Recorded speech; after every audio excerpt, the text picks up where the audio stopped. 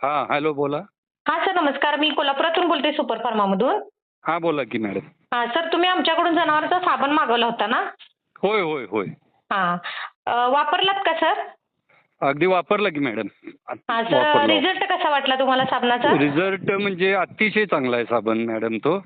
हां. मी जनावर धुतलं की ओल्या अंगावर तो साबण लावतोय. हां, हां. माझ्या गोठ्यात इतकी डास आणि माश्या होत्या. एकही माशी बसत नाही बघा किंवा डास बसत नाही. ओके. हां, हां. अतिशय चांगला रिझल्ट. म्हणजे हां, हां.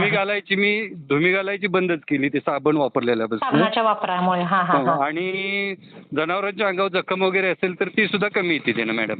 ओके. हां, हां, हां. जनावरांना आग वगैरे सुटते ती सुद्धा कमी येते. हां, हां, हां.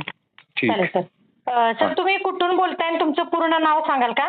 मी कागल तालुका बोरोडे. हां. रामचंद्र बापू वारके. ओके.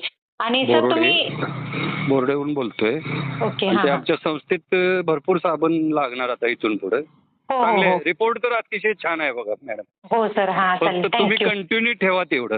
हो, हो, हो. ठेवणार की नक्की. ओके, ओके, ओके हां. मॅडम. आणि सर तुम्ही इतर शेतकरी वर्गांना आणि काय सांगू इच्छितात? म्हणजे भरपूर मी तर ज्या दूध उत्पादकांना ज्यांचं जनावरांचा गोठा आहे त्या प्रत्येकांना मी सांगतोय.